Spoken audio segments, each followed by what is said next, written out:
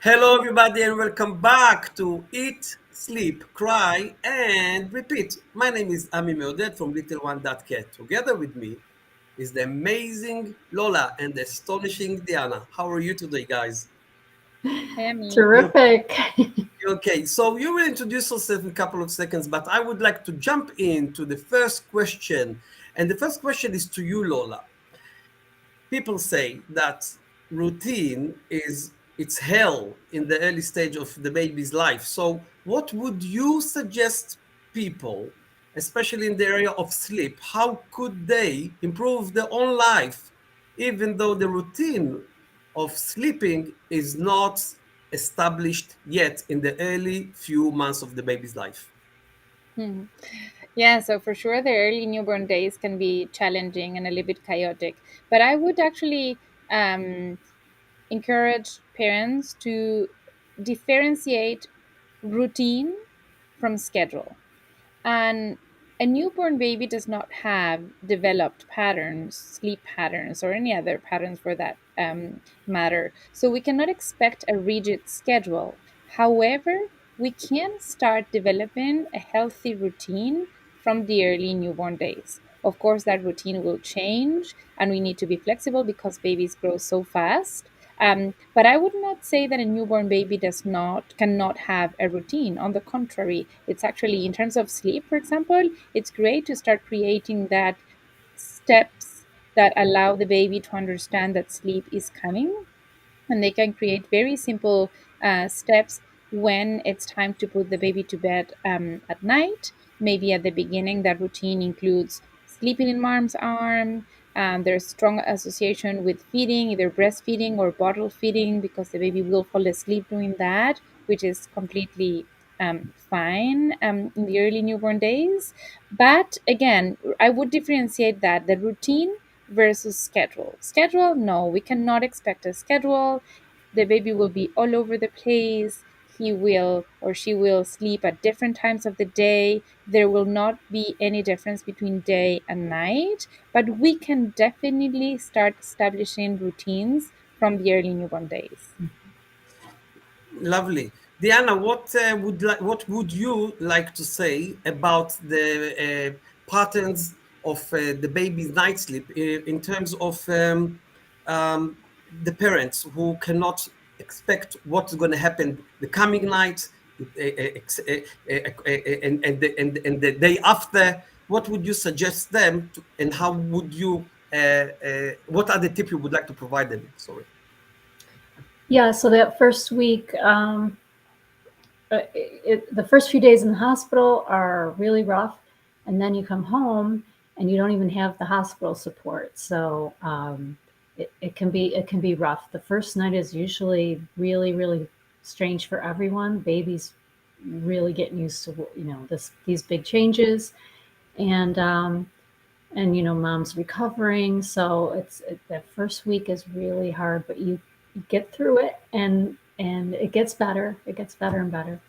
And again, just it's hard to say, but you can't stress too much about everything. Like, just let the baby lead the way. The baby will tell you when they're hungry. They'll tell you when they need to burp. They'll tell you when they need to change. You have to just learn the baby's cues, and that bonding time is what will help you, figure that out. You'll as you're bonding with the baby, you'll learn their cues. I would like to, I don't want to say to interrupt you, but I would like to ask something in between the line. I would like to ask Lola. Lola, you is a sleeping expert, right? And so my question to you will be, in this area, from your experience, how the other activities surrounding the sleeping can support the creation of the routine of sleep.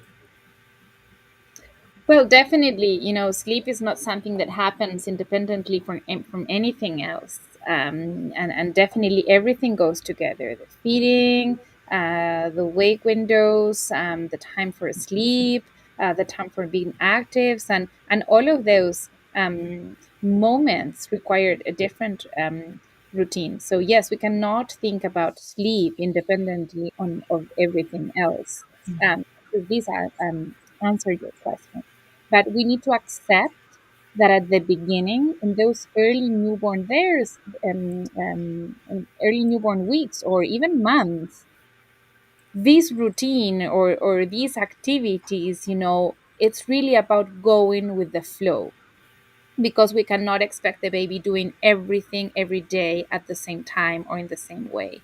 And in those newborn days, it's really about accepting that some days are amazing, and we have that feeling of, I got this, I'm finally figuring out my baby and I'm feeling better.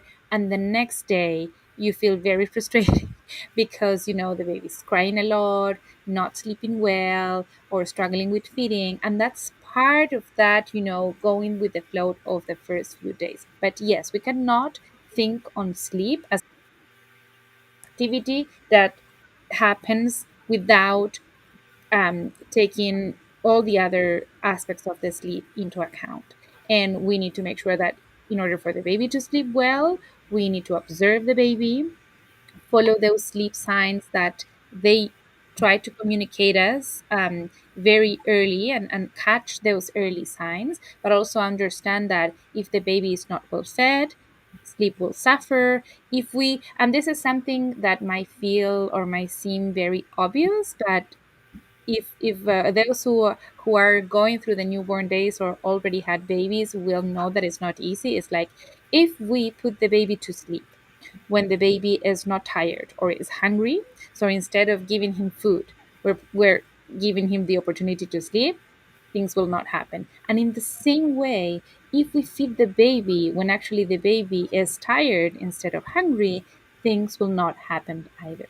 But this is a real dance that we need to accept, that we're going to be learning at the beginning, because it's a new member of the family, it's a new person with its own personality, and we as parents are also trying to see ourselves in this new role of parenthood. So it's really about getting to know the baby, mom specifically finding this new role with someone who she needs to take care of 24/7.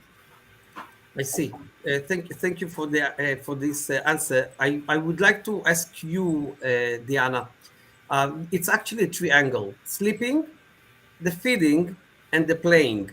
And this triangle needs to roll in order to have happy baby, happy family. What parents, again, in the early stage can do in the other parts of this triangle, in the area of feeding or changing diapers or playing, that might support or create routine in their own life, since the baby does what he wants, but in their own life.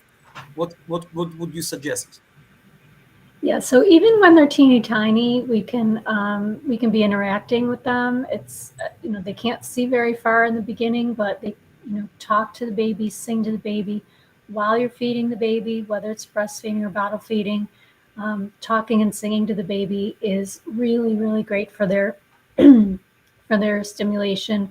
Tummy time right from day one is super important, and that can be done pretty gently. With a newborn, you can put them on your lap, on their tummy, um, even lying against you, like if you're lying back, reclining, and they're on top. That's tummy time for them, and that really does a lot to help support they're strengthening their muscles, which helps them to digest, and then that helps them to get to sleep faster. So they are really all connected, and all the parts are really important. So Lola, I have to take it to you. If I say what I understood from Diana, if the baby fed well, and you play with the baby or make him to be active, and now he's tired, he will sleep well. On the vice versa, if the baby didn't eat well or didn't play, was bored all day, he won't go to sleep well. What do you want to say about that? Yeah, I would not say that a newborn baby gets bored a lot. He has so many things to learn and absorb that I don't think that boring is something that we need to worry about when they're so little. But I think what we need to understand in the newborn days is those activities that you just described happened in a very short period of time.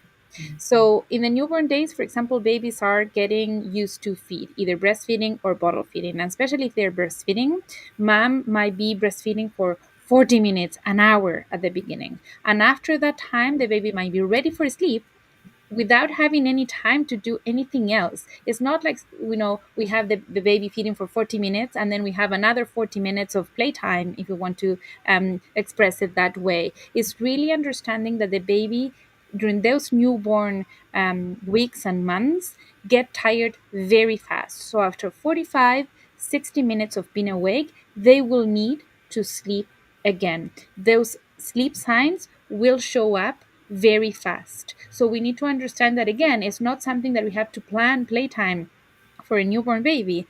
After feeding, maybe literally 5 minutes of tummy time, and the baby will be exhausted.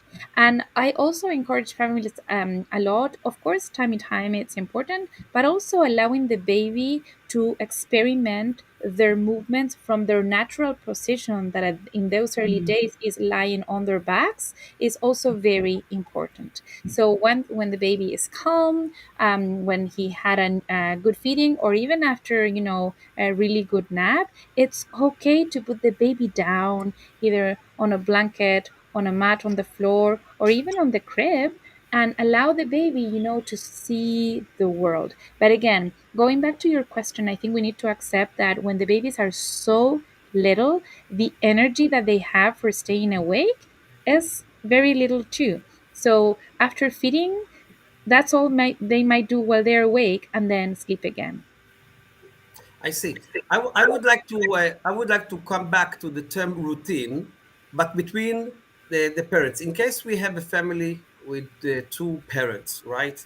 Um, and then we'll talk about single families. What would you suggest them as a couple that's supposed to deal with this challenge together to create a routine, although the baby will surprise them and he is not expected?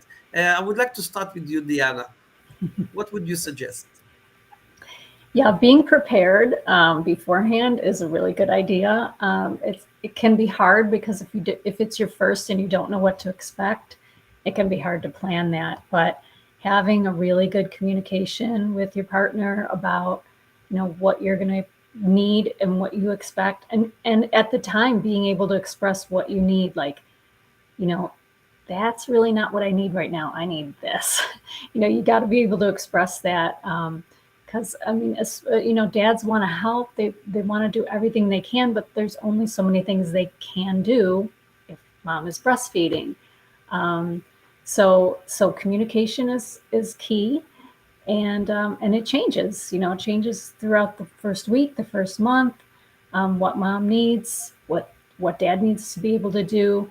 If you've got bottle feeding, then you guys can split the night. One does 4 hours, another does 4 hours. But keep in mind, you're still only getting 4 hours of sleep, which is not enough. But that's one way you can split it. But if mom's breastfeeding, now you've got mom's up all night and dad has to be up all night too, because he's maybe doing the diapers, the burping, and all of that. So you just got to really communicate daily as what's working, what's not working, and what each of you needs. Well, I hear in between the line that since the mom is in many occasions responsible for the breastfeeding, there is no justice, because when the baby needs to eat, she will be needed to be awake, and it doesn't matter if it's her shift or not. So, Lola, what can you say about that in order to improve again the parents in between them to create a routine and stability, Yeah. although the baby is still surprising them? Yeah. Yeah. No, I think, yeah, no, definitely. The family will start identifying, their own routine. But one really good strategy that I encourage parents to do a lot is that dad is in charge for the early morning walk. So mom has been awake, feeding the baby. Probably she's exhausted. She's still recovering from labor. And then the baby wakes up in the morning. Mom feeds the baby. And immediately after that can put the baby in the stroller or in the carrier and go for a walk. That's a great routine, for example. For the baby, it's great because allows the baby to get that natural light early in the morning. It has been proven that that natural light has a super positive impact in how the baby will sleep in the future weeks, and it will help the baby's circadian rhythm developing and establishing. So, for example, dad is in charge of that morning routine. So that after the baby is fed, dad can go out, take the baby out. Mom can, have an extra hour of sleep if she's lucky, or maybe have a shower and have some time for herself. And after that hour, maybe the baby is sleeping. Dad comes back home, and then the mom needs to feed again. The other thing that is very important, Diana mentioned it, is diaper changes. They will see also that routine, like when parents need to know, for example, when should I change the diaper? Should I do it before the feeding or after the feeding? And those are, again, things that sounds like super basic, but no, these are answers that parents need. These are questions that parent needs answers for. So, for example, that can be in charge of that diaper change before mom feeds the baby, because that's also a great strategy. We change the baby's diaper, then mom starts feeding, and if the baby falls asleep, at least the diaper is clean. If the baby, has a dirty diaper in the middle of the feeding, that might be the one changing that diaper in the middle of the feeding. That might be the one who brings water to the mom while she's breastfeeding. And these are real struggles at the beginning. You are in the couch feeding the baby, the feeding started, you have a good latch, and suddenly you realize that you're so thirsty. So literally, you need those people, assisting you and helping you during that time, because you don't want to miss that good latch because you're going for a glass of water, right? So that can really, start paying attention to those things to make things more balanced. So yes, mom will be putting a lot of her body. She will be really the one who cannot be replaceable in that sense, but that can do all the rest. Well, I have to share with you something I have heard. One thing is worse than being a single mom is to live in a couple when you know and you go and you don't get any help, because you expect and you're disappointed. Sometimes when you're by yourself, you don't expect and you're not disappointed. Let's jump to the last question, and we have only a few minutes because next week I hope we will talk just about single parenting. So, Diana, my question to you is: okay, couple I can understand, but how single mom or single dad raising their baby can create a routine for themselves, between themselves, with themselves, although the baby will surprise them, as we said. Mhm. Uh, that's really rough. You really need to get some You help. you have 1 minute. You have 1 minute because the last minute is for Lola. So you just try Okay. to say something short. We'll talk about it in depth next week. Okay. So number one is get some help for the first few weeks, because you cannot do it alone. You really can't. Enlist someone that you know and love, and bring them in and have them stay with you. Okay, we'll talk about it next week. But Lola, again, single mom, what is your one sentence that will be remembered, and we'll talk about it next week in depth. I will Single support Diana 100%. If possible, get help in friend, a relative, paid help if you can afford it, um, and know that this challenging time will pass and things will get easier. It's not a job to do by yourself. Even as a couple, it's with no help. It's challenging. So when parents face that challenge by themselves with no other people to rely on, it's very challenging. They need that they will pass, and it will get better. But when possible, ask for that help. It's 100% worth it. So, it was hard to set up this live streaming today, but the good news that we have a 300% increase of the people who are viewing us. We have three people that are in this in this live streaming, all of them to our website, and I'm really happy on that. Lola and Diana, I would like to thank you both for this lovely conversation. I'm always learning a lot from you, and Let's meet next week, right? Eat, sleep, cry, and that's it. It repeats. Thank you both. Thank you for your time. Bye, Take care. everyone. Bye Bye bye. bye.